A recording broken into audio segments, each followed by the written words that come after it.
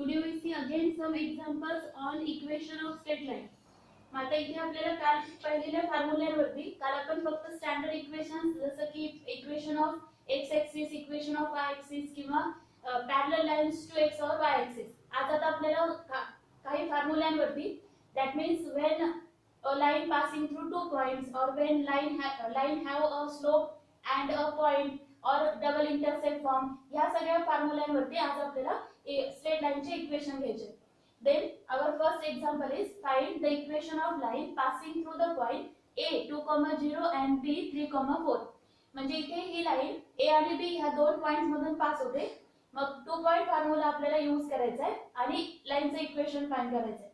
Then first of all we consider the first point as x1, y1 that is 2,0 and second point is x2, y2 that is equal to 3,4. Then by 2 point form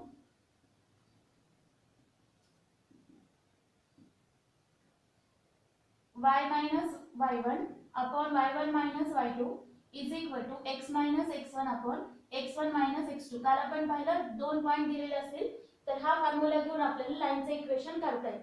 मग y1 आणि y2 म्हणजे 0 आणि 4 आणि x1 आणि x2 म्हणजे 2 आणि 3. That we put here y minus 0 upon 0 minus 4 y2 is 4 is equal to x minus 2 upon 2 minus 3 x1 and x2. Now simplify y minus 0 is y upon minus 4 is equal to x minus 2 upon 2 minus 3 is minus 1.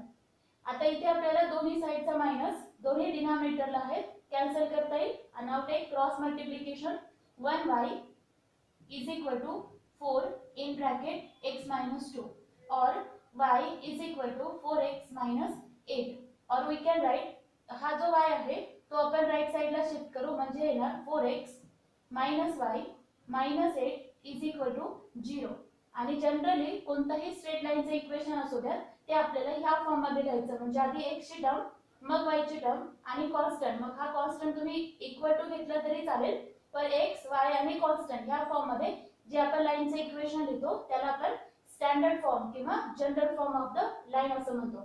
मग आता हा आपला पहिला example झाला जिथे आपण लाइनचे equation find केलं दोन पॉइंट्स दिलेले असताना. एक पॉइंट x1 y1 कन्सिडर केला दुसरा x2 y2 and then we find like equation of line.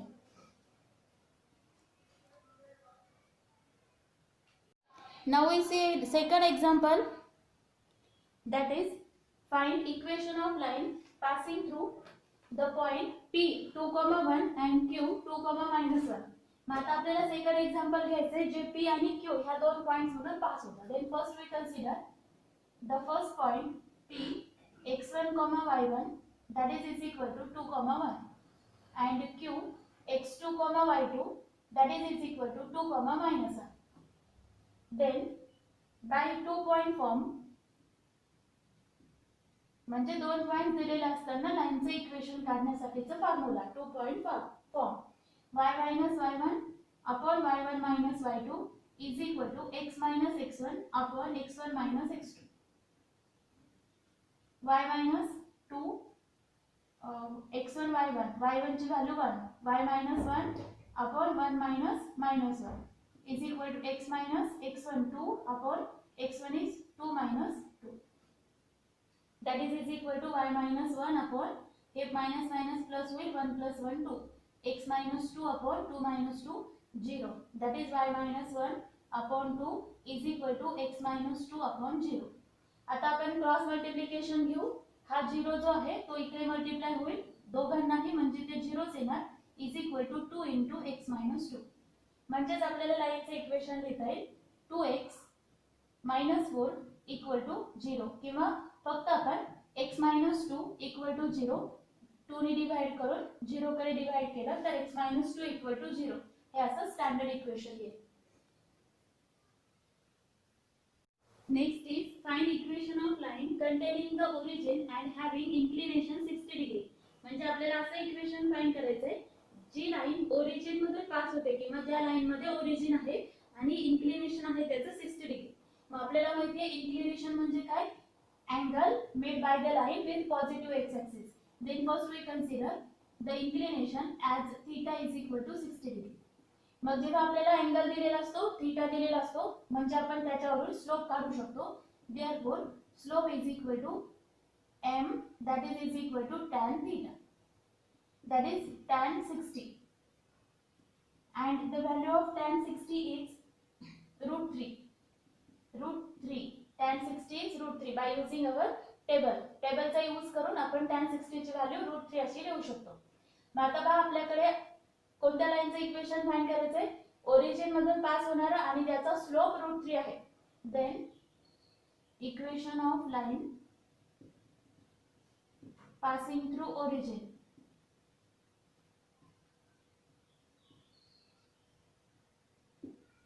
is y equal to mx. y equal to m काय आहे रूट 3x, म्हणजेच आपलं फायनल आन्सर येणार root 3x minus y is equal to 0. हा y आपण पुढे घेतला, root 3x minus y equal to 0. y is equal to mx च्या फॉर्म्युल्याने आपण लाईनचे इक्वेशन फाइंड केले. Next example is find equation of line having slope 1/2 and containing the point 3, -2. म्हणजे आता इथे आपल्याला स्लोप दिलाय आणि पॉइंट दिलेला आहे 3, -2. Then first of all we write let slope, that is m, is equal to 1/2 and the given point a x1, y1 is equal to 3, -2. म्हणजे आपण स्लोप m असं लिहिलंय आणि पॉइंट जो दिला आहे तो x1, y1. मग जर स्लोप आणि पॉइंट माहित असेल तर आपल्याकडे फॉर्म्युला आहे. Therefore equation of line in slope point form. काल आपण पाहिलं what is slope point form, y minus y1 is equal to m into x minus x1. y slope आणि पॉइंट दिलेला असेल तर स्लोप पॉइंट फॉर्म्युलाने आपल्याला लाईनचे इक्वेशन घेता येईल. y मायनस y1 म्हणजे -2 is equal to m, that is slope x minus x1 is 3. आता इथे काय करायचं, हा 1/2 असा डायरेक्ट मल्टिप्लाय नाही करायचा. डिनॉमिनेटर ऑलवेज लेफ्ट साइडला शिफ्ट करायचं, न्यूमरेटर ॲज इट इज. म्हणजे येणार 2 इन ब्रॅकेट y प्लस 2, हे minus minus plus is equal to 1 in bracket x minus 3. Now multiply 2 to the bracket 2y plus 4 is equal to x minus 3. आता ह्या दोन्ही पण terms एका बाजूला घ्या, म्हणजे राईटला शिफ्ट करा. x minus 3 as it is, हे 2y पुढे घेतला मायनस 2y, हा 4 पण पुढे घेतला minus 4, that is equal to 0. Means our final answer x minus 2y minus 3 minus 4 is minus 7 is equal to 0 by using slope point form.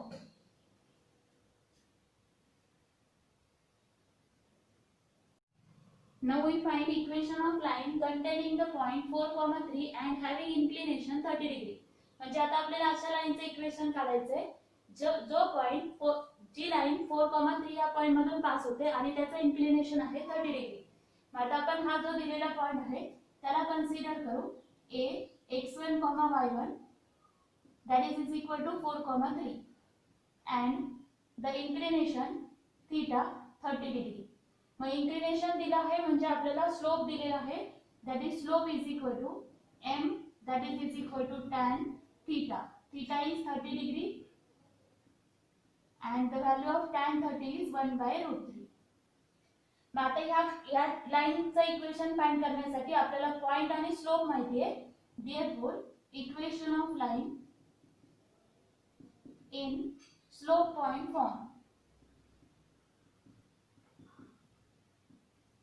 that is y minus y1 is equal to m into x minus x1. y minus y1 3, m is 1/√3, x minus x1 is 4. आता हा जो √3 आहे तो left साइडला shift करा. √3 in bracket y minus 3 is equal to 1 into x minus 4. √3 ब्रॅकेटला multiply, √3y minus 3√3 is equal to x minus 4. आता या सगळ्या टर्म्स आपल्याला एका बाजूला शिफ्ट करायच्या, वेदर लेफ्ट और राइट. आपण सगळ्या टर्म्स राइटला शिफ्ट करू, म्हणजे x minus 4 as it is minus √3y plus 3√3 is equal to 0. म्हणजेच इक्वेशन येणार x minus root 3y minus 4 plus 3 root 3. आता इथे 3 रूट 3 आहे, हा इरॅशनल नंबर आहे, त्याच्यामुळे ह्या दोघांचं आपल्याला ऍडिशन किंवा सबट्रॅक्शन घेता येणार नाही.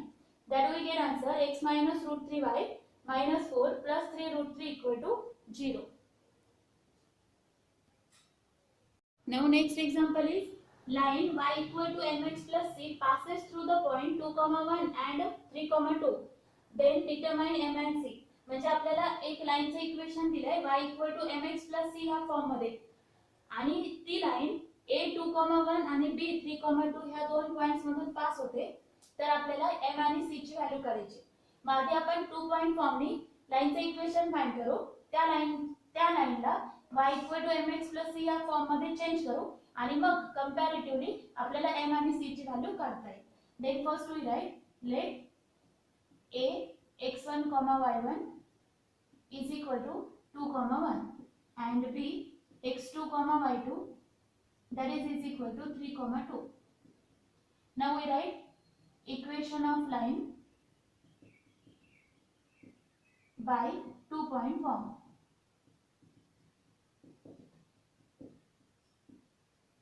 That is y minus y1 upon y1 minus y2 is equal to x minus x1 upon x1 minus x2.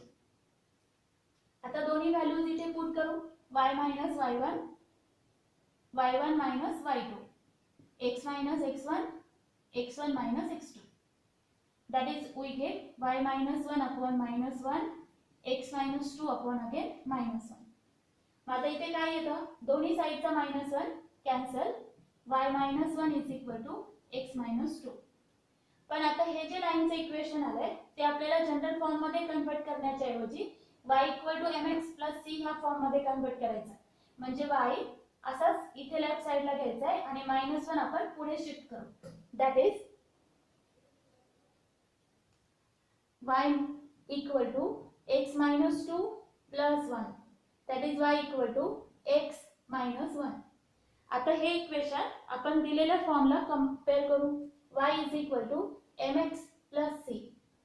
What do we get? इथे x चा कोएफिशिएंट काहीच नाहीये म्हणजे 1 आहे, इथे m आहे, म्हणजेच आपल्याला m ची व्हॅल्यू 1 मिळेल.